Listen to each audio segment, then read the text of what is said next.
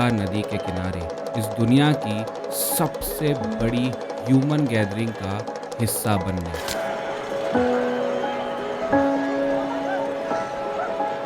ये mega event 12 साल में एक बार आता है और माना जा रहा है कि इस बार 500 मिलियन यानी 50 करोड़ लोग इसमें हिस्सा लेने वाले हैं, यानी यूएस से और रशिया की कंबाइंड पॉपुलेशन से भी ज़्यादा।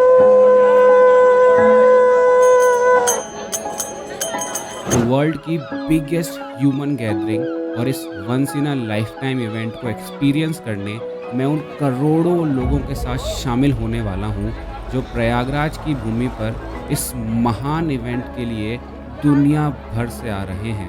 अब जो आप देखने वाले हैं वो आपके होश उड़ा देगा, क्योंकि ह्यूमन हिस्ट्री में इससे पहले इतनी तादाद में लोग एक जगह कभी इकट्ठे नहीं हुए हैं। ये है महाकुंभ।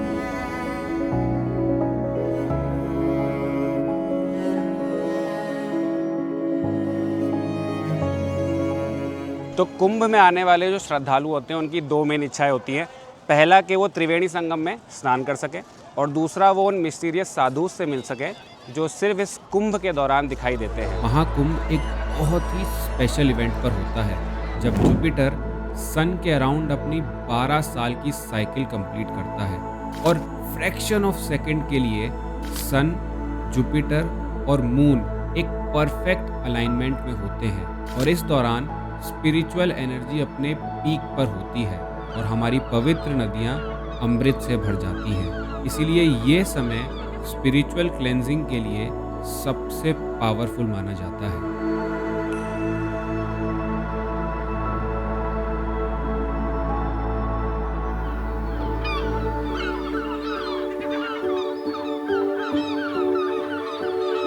कितना खूबसूरत नज़ारा है। यहाँ हर इंसान, चाहे वो गांव से हो, शहर से हो या विदेश से, कितना भी अमीर या गरीब, एक बच्चा जिसने ज़िंदगी को अभी समझना शुरू ही किया है या एक बुज़ुर्ग जिन्होंने ज़िंदगी के हर रंग देख लिए हैं, सब एक साथ आते हैं और गंगा जी में डुबकी लगाते हैं। और उसको देख के कहीं ना कहीं ये रियलाइज़ होता है कि चाहे हमारे बीच कितने भी फ़र्क हों, बट ऊपर वाले के सामने हम सब एक हैं।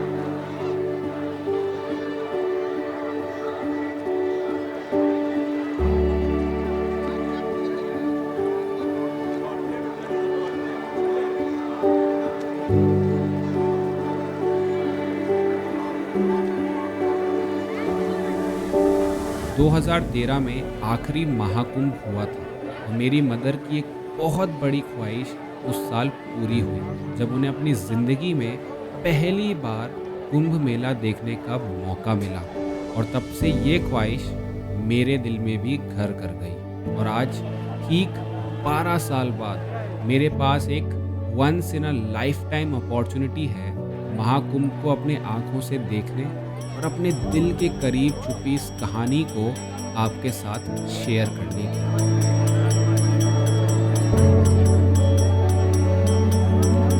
तो अभी हम 8-10 लोग हैं और हम जा रहे हैं बेसिकली जो जिस चीज़ के लिए सब लोग महाकुंभ आते हैं, त्रिवेणी संगम में स्नान करना, डुबकी लगाना।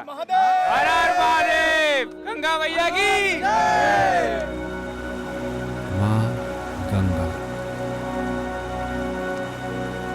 हिमालय के बर्फीले पहाड़ों से हिंदुस्तान की लॉन्गेस्ट रिवर गंगा जी अपना 2500 किलोमीटर लंबा सफ़र शुरू करती है।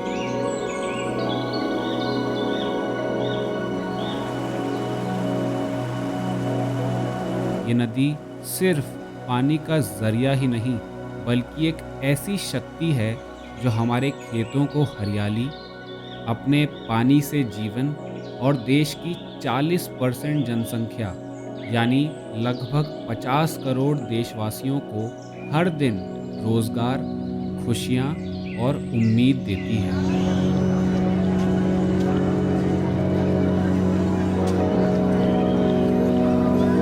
और गंगा जी के प्रयागराज पहुंचने पर दो और पवित्र नदियां उनके साथ जुड़ जाती हैं। ये है त्रिवेणी संगम, जहां 3 महान नदियों का मिलन होता है, गंगा जी, यमुना जी और ज्ञान की नदी सरस्वती जी।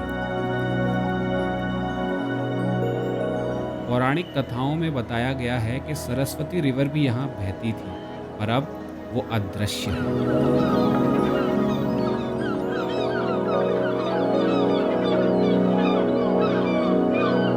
भाई यहाँ पे अभी इतनी बोट्स चल रही हैं, ट्रैफिक जैम है बेसिकली रिवर के अंदर भी।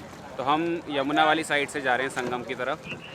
बोट्स आपस में कोलाइड कर रही हैं, इतना ज़्यादा ट्रैफिक है अभी यहाँ पे। भयंकर ऐसा लग रहा है कि बोट्स की मिनी विलेज गांव बसा हुआ है संगम के ऊपर, इतनी सारी बोट्स हैं अभी।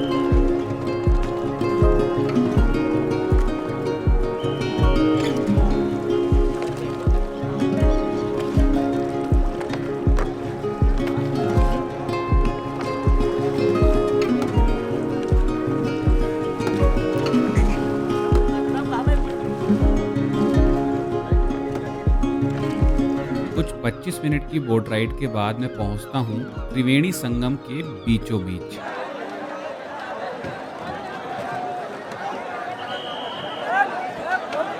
यहाँ बेसिकली हो क्या रहा है कि नई बोट आती है ना, तो उसको डॉक करने के लिए जगह बनाने के लिए जो ऑलरेडी डॉक्ड बोट्स हैं उनको इधर उधर मूव करना पड़ता है।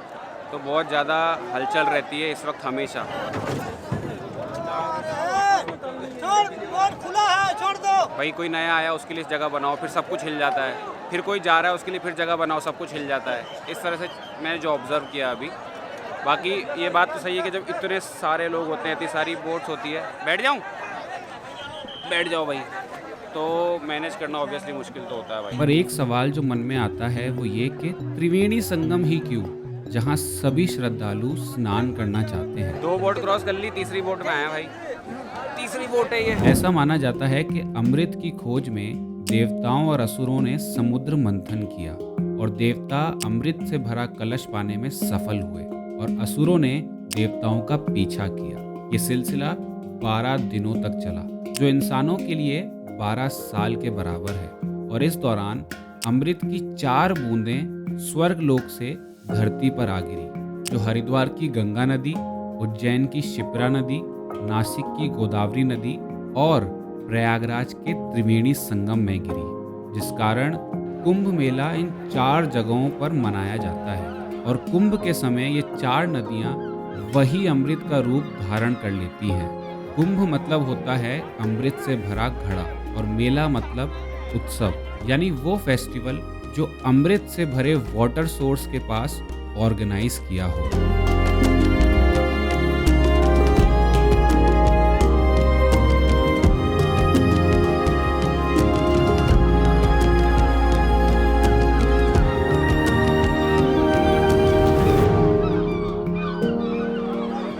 जो आप पीछे देख रहे हो ये है त्रिवेणी संगम, और अमर कर देने वाली उन 4 बूंदों में से वो एक बूंद यहाँ गिरी थी।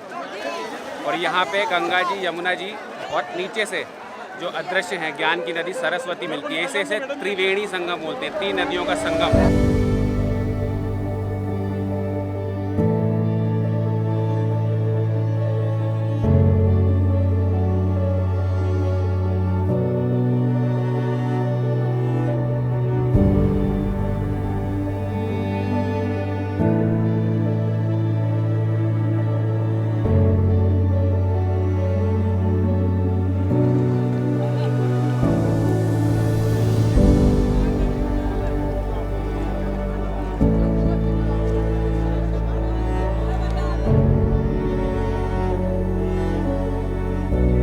संगम को एक्सपीरियंस करने के बाद मेरी तलाश थी एक असल नागा साधु से मिलने की। पर उससे पहले करोड़ों की इस भीड़ में जहां हर चेहरा कुछ अजनबी सा लगता था, एक ऐसे इंसान से मेरी मुलाकात हुई जिससे मिलना शायद मेरी तकदीर ने मेरे लिए चुना था। बाबू तुम्हारा नाम क्या है? हमारा नाम कृष्णा। अच्छा, वैसे तुम्हारी उम्र कितनी है? हमारी उम्र 16 साल। हम रहने वाली यहीं प्रयागराज नैनी। तो अगर 16 साल की हो तो अभी तो तुम कितना 10वीं 11वीं क्लास में? नहीं, स्कूल नहीं जाती अब। स्कूल नहीं जाते? नहीं। तो कहाँ तक पढ़े हो? हम 4 क्लास तक। तो यहाँ कुंभ में क्या कर रहे हो अभी? यहाँ पे काम करते हैं। काम कर रहे हो? क्या काम? ये टॉयलेट क्लीनिंग का। जो भी यहाँ पे बाथरूम है और टॉयलेट है क्लीन करते हो। हाँ। तो कैसे, मतलब कितने घंटे काम करते हो? ये हम करते हैं दोपहर के 2 बजे से रात के 10 बजे तक, टोटल 8 घंटे। और तुम्हारे माता पिता? मम्मी भी उधर करती हैं। और पिताजी? पापा हमारे साथ नहीं रहते। पिताजी तुम्हारे साथ नहीं रहते। हाँ। तो जब तुमने पढ़ाई छोड़ी, हाँ। वो तुमने अपनी मर्जी से छोड़ी या हालात ऐसे थे? जब मैं पढ़ाई करता था तब वो कोरोना आ गया था, कोरोना की वजह से छोड़नी पड़ी। हाँ। फिर उसके बाद कभी पढ़ने जाने का मौका ही नहीं मिला। कोरोना की वजह से छोड़नी पड़ी मतलब? मतलब जब हम स्कूल जाते थे फिर उसके बाद लॉकडाउन लग गया था, और लॉकडाउन के समय में हमारे पास स्मार्टफोन नहीं था, फिर उसके वजह से पढ़ाई छोड़नी पड़ी। फिर जब दोबारा स्कूल स्टार्ट हुए 2 साल के बाद, फिर उसके बाद हम काम पकड़ लिए थे, तब तक फिर काम नहीं करने छोड़े? लगे। फिर काम नहीं छोड़ा, पढ़ाई छोड़ दी। काम नहीं छोड़ी, पढ़ाई छोड़ दी। हाँ। अच्छा, घर जब चले जाओगे, कुंभ जब खत्म हो जाएगा, उसके बाद तुम क्या काम करोगे?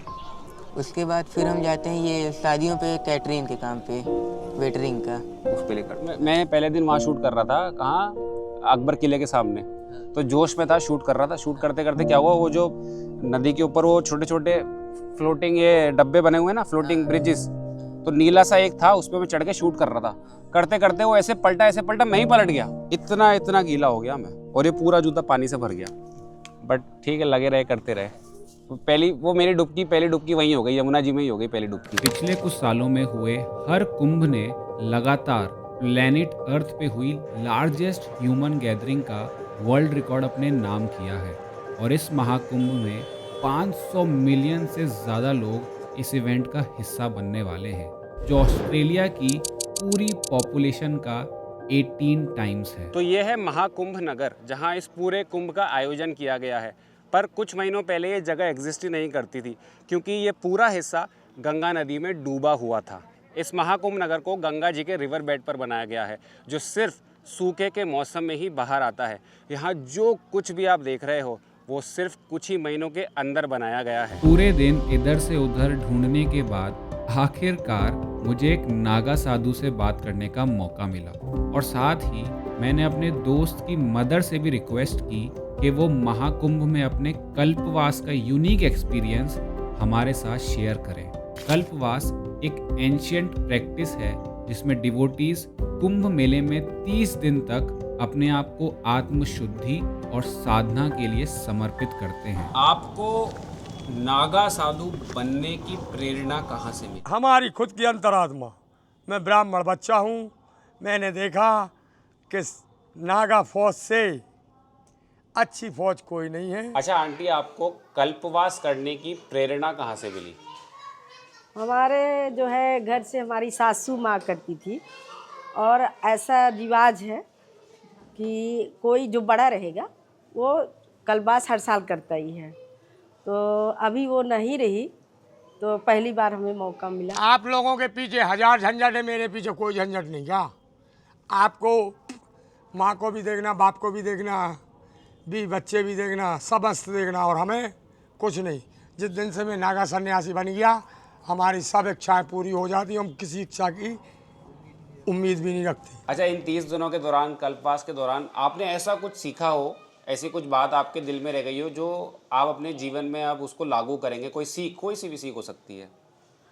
सीख बहुत से हैं, कहीं पे जाओ तो सीख लेके आओ। तो वहाँ पे भंडारे चल रहे थे, और सेवा भाव का बहुत आया कि सेवा भाव करना चाहिए, हमें भी भंडारे करना चाहिए, जितना हो सके लोगों की सेवा करना चाहिए। ऐसा ही मोक्ष मत ढूंढो कि प्राणी के सोते उड़ जाए। हेलो, कोई भी काम करो सोच समझ के करो, कोई भी कदम रखो तो आंखें खोल के रखो। मैं समस्त जीव को और गृहस्थ परिवारों को बोलना चाहता हूँ कि अपने बच्चों का लालन पोषण करो, अच्छी एजुकेशन दो और अच्छा नागरिक बनाओ। जब नौकरी होएगी, कारोबार होएगा, अपने आप घर में शांति रहेगी। और जब घर में पढ़ाई लिखाई बच्चा नहीं करेगा तो घर में अशांति फैली रहेगी। तो मेरा तो यही लक्ष्य है कि हर छोकरा छोकरी शिक्षित हो इस भारत में। हर हर महादेव, हर महादेव। करोड़ों की इस भीड़ को देख मुझे अपनी काबिलियत पे शक होने लगा था।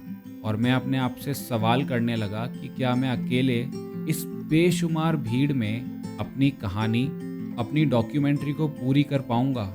और ठीक उसी एक खास लम्हे में एक बहुत ही खूबसूरत बात मुझे समझ आई। कहते हैं कि सागर में प्रवेश करने से पहले एक नदी डर से कांप उठती है। वो पीछे मुड़ उस रास्ते को देखती है जिसे उसने तय किया है। पहाड़ों की ऊंचाइयों से निकल जंगलों और गांवों को पार कर अपने सामने वो एक महासागर को इतना विशाल देखती है कि उसमें प्रवेश करना मतलब अपने आप को हमेशा के लिए खो देना। लेकिन कोई दूसरा रास्ता नहीं है। नदी वापस नहीं जा सकती। दरअसल कोई भी वापस नहीं जा सकता। जीवन में पीछे मुड़कर वापस जाना असंभव है, पर नदी को सागर में प्रवेश करने का जोखिम लेना ही होगा, क्योंकि तभी उसका डर मिटेगा और वो समझेगी कि ये पूरी यात्रा सिर्फ सागर में अपने आप को खोने की नहीं, बल्कि अपने आप में सागर बन जाने की है।